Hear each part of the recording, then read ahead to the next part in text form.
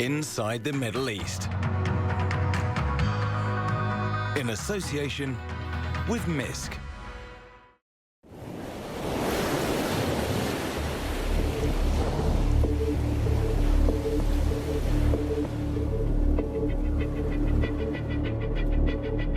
They are relics of an age-long past. Windows onto the collective history of the Middle East. Their secrets hidden within thick walls, or buried under shifting sands. Today, a new treasure trove of ancient riches are being uncovered in the region.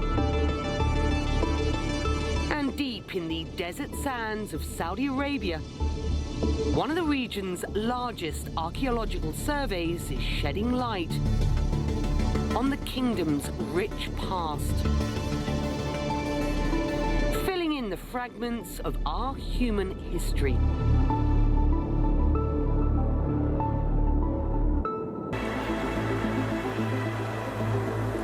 الشعور لا يوصف. شفت حضارة. When I first came here, I felt an indescribable feeling.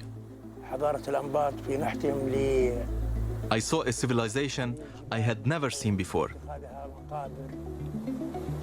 Chiseled into the sandstone rock, inscriptions of curses and clues to a people who were once laid to rest inside these desert tombs. حضارة الأنباط في نحتهم لي. Their carving of these mountains, temples and houses, it's dazzling. It's evidence of the greatness of this civilization, the Nabatean. The remains of an ancient Arab civilization, the Nabateans. Little is truly known about the people who built the iconic rose-red city of Petra. But this is not Jordan. This is northwest Saudi Arabia. So here, Madain Saleh is the name of an ancient town which is called Hegra. And in a way, it is the twin sister, identical twin sister perhaps to Petra. And we are on the southern border, southern frontiers of the Nabatean kingdom, of which Petra in Jordan was the capital. Madain Saleh, the Nabateans' southernmost city and one of the Middle East's major archaeological treasures. By exploring the ruins here, glimpses of the Nabatean history have begun to appear. As in Petra, people assume that the Nabateans only built tombs, but this is not true. Among the things that we have put to light, of course, there's the ancient city, and we have found how people lived and what they ate. But we also, and this is very important, found how they died. We excavated at least 4 or 5 tombs and found everything in them from the Nabatean period. And it is the first time, actually, that we can restore the complete ritual system of the funerary process.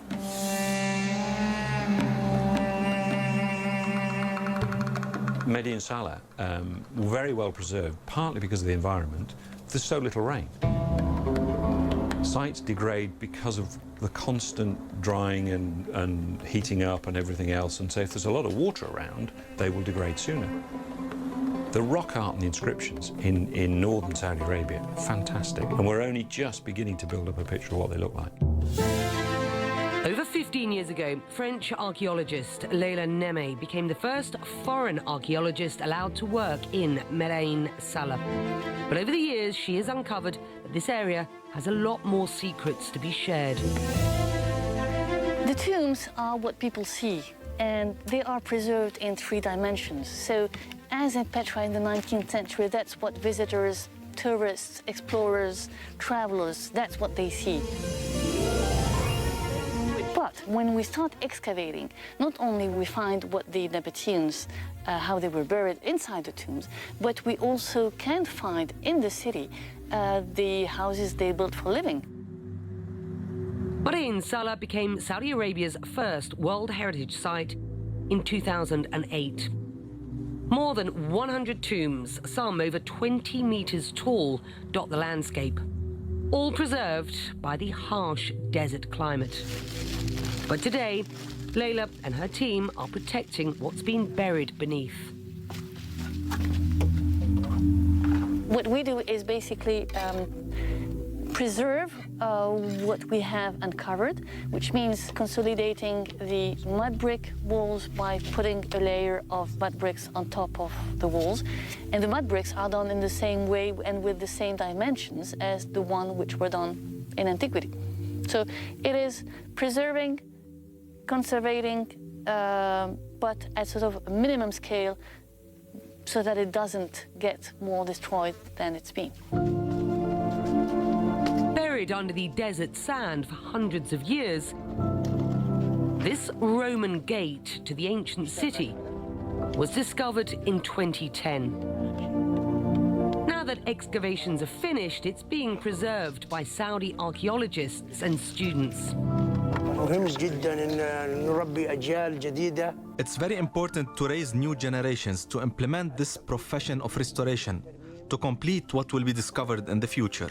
الترميم مهم جدا. Restoration is very important, be it at Madain Saleh or any other heritage site, because it preserves historic civilizations from extinction. If we don't restore, these heritage discoveries will disappear. That's why it's important to preserve this Nabatean architecture and everything that precedes and follows it. But the work here at Madain Saleh is becoming part of a much wider initiative, as the kingdom embarks on one of the largest archaeological surveys ever conducted in the region. These places like Madain Saleh, they've been known since the 19th century and early 20th century. But there's a lot more sites which have not been recorded, and so there's a lot of work for future archaeologists. In terms of Saudi Arabia, they have some of the best preserved archaeology anywhere in the Middle East and North Africa. It's fantastic. And what they're trying to do in certain areas is find the best ways of not only preserving the archaeological sites, but also then presenting them to the public. They've tried to protect them. They're now obviously thinking the future has to be, as with the whole of the Middle East, opening it up so people can come and visit. The Middle East is home to some of the world's most iconic sites. Travellers come from all corners of the globe to stand in the shadow of the Great Pyramids of Giza, or marvel at the rose-red city of Petra. But there are many wonders that lie off the beaten track. Despite sitting at the crossroads of civilizations where merchant caravans would crisscross the desert landscape, Saudi Arabia has been off-limits to many tourist itineraries. That is, until now. This is one of the mega projects creating a dynamic tourism and leisure sectors. Saudi Arabia is putting the preservation of culture and heritage at the top of the agenda, ready to invest billions of dollars to promote cultural tourism. Saudi Arabia has multiple and different landscapes with amazing cultures and heritage sites. There is a particular interest in Al-Ula, and it is a key element now. We're focusing more on the archaeological, understanding the culture of the area more, trying to document, trying to identify the sites in here, because again, it's undiscovered area, and we need to make sure that we do preserve and protect the land in here. By 2030, the country hopes to more than double the number of World Heritage Sites in the country. Point stored. And to do that, it is embarking on one of the region's most expansive archaeological surveys. Point stored. I'm very exciting to work in field, because the work in field is make you real archaeologists. You can get the experience, life experience, to see how to discover the things. Point stored.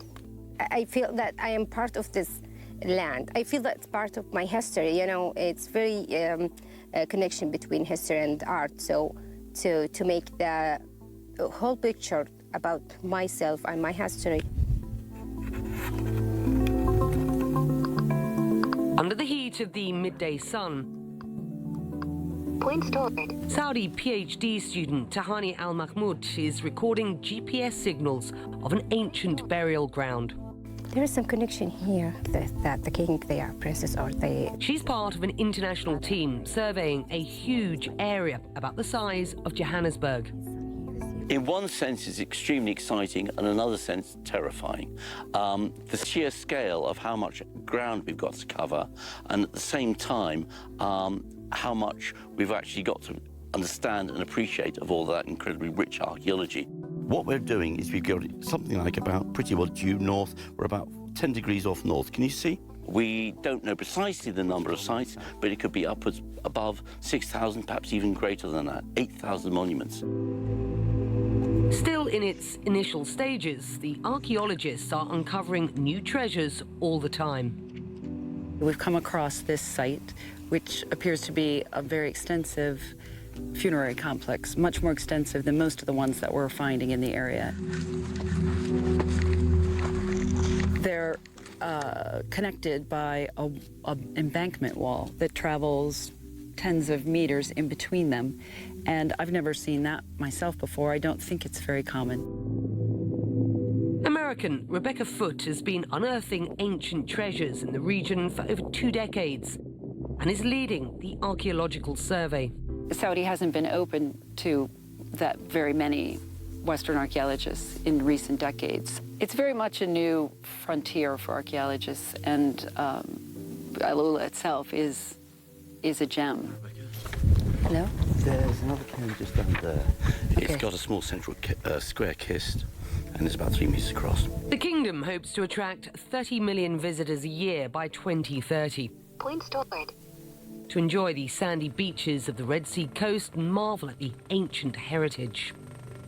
It's really important to document everything as fully as you can in any given landscape. I just don't know where these enclosures were. The fact that tourism development is about to start here, we need to be sure that everything is identified, so when decisions are made where to build, put in infrastructure, build hotels, or what to activate, that we know comprehensively what's there and it can be protected. From burial tombs dug deep in the mountains to an old town dating back 1,000 years. Saudi Arabia is hoping to bring a new chapter in human history to light by conquering the desert and uncovering sites for the very first time. Realizing that we are some of the first archaeologists ever to see these sites, that is both gives us a lot of respect for what's going on, but at the same time it's just genuine excitement about the wonderful heritage that we've got in this part of the world. The pieces of the ancient world slowly being put back together. But in the sphere of preservation, allowing the world to descend on fragile sites can also be a double-edged sword. In terms of tourism and threats to ancient sites, if you have too many people visiting sensitive archaeological sites, they can do damage to the very thing they're wanting to visit and enjoy. So it's trying to find a balance, which we can do through modern technology. A challenge that archaeologists in the region today are having to adapt to.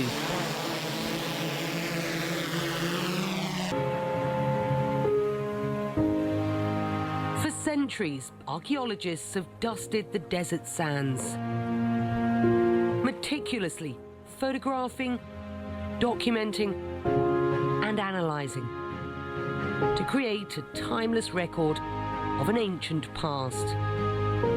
But now the archaeology of toothbrushes and fieldwork is slipping away as high-tech solutions are taking over. Satellite imagery, LiDAR, 3D scanning, starting to become the new normal.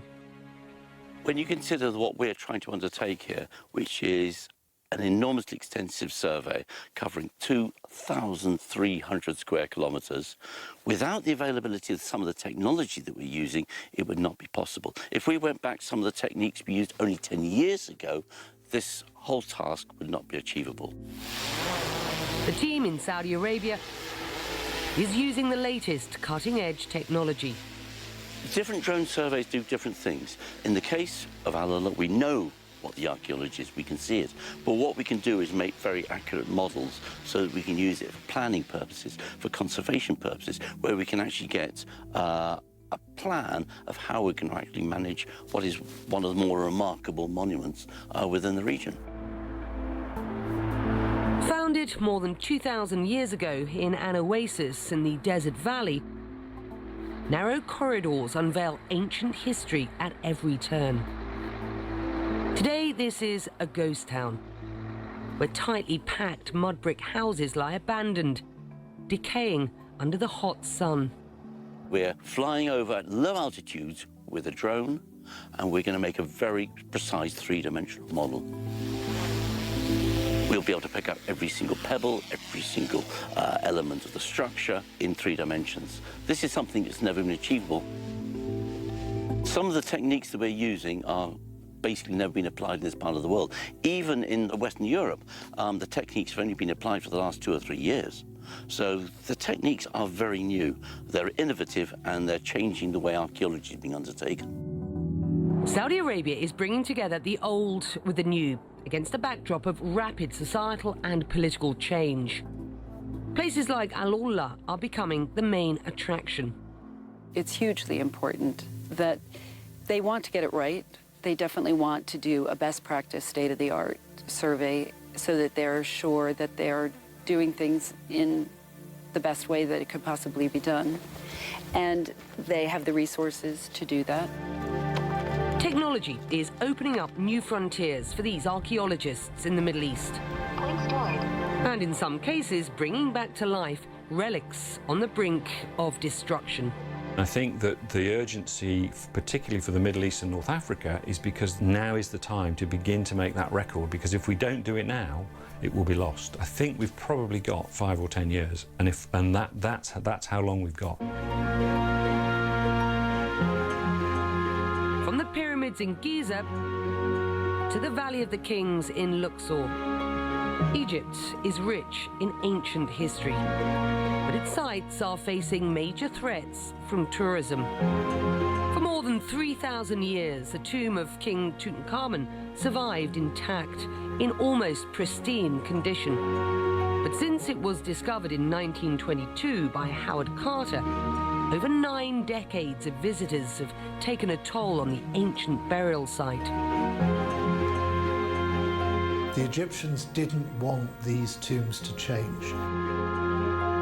They made them to last for eternity, but never to be visited. How do we manage thousands of people a day visiting a site that was never meant to be visited, that has none of the services that can allow it to be dehumidified or temperature conditioned, without major impositions that change the nature of the tomb? Today, archaeologists are using the latest technology to record, preserve, and bring ancient Egypt back to life.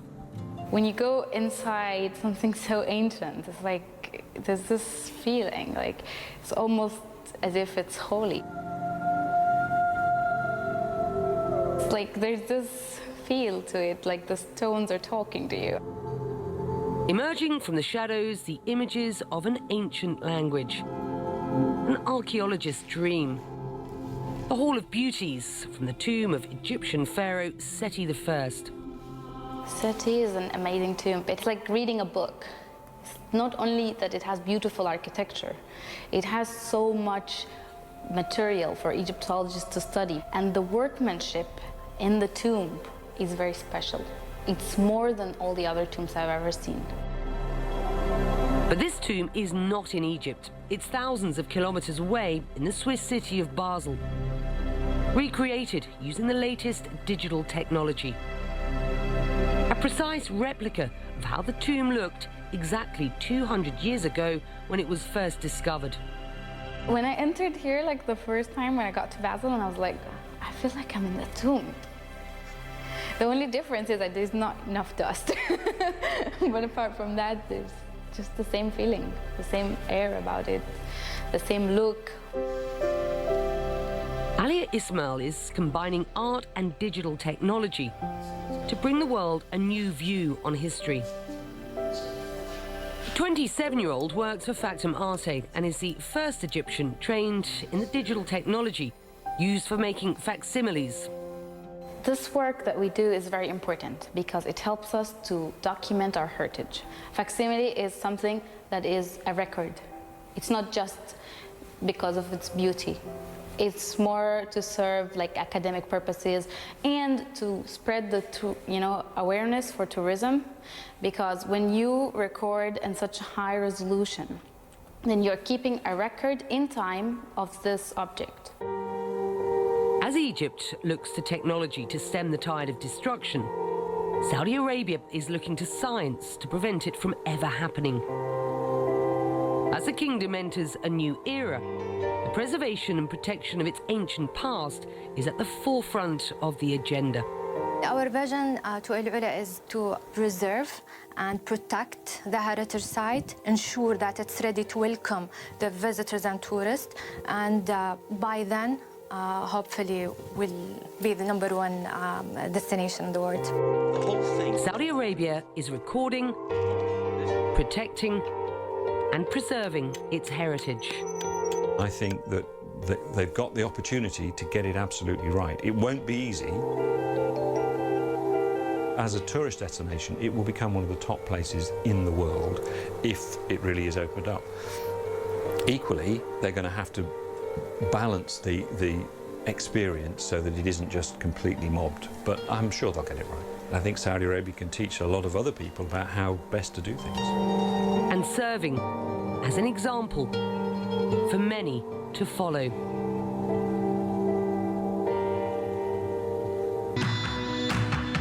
Inside the Middle East. In association with MISC.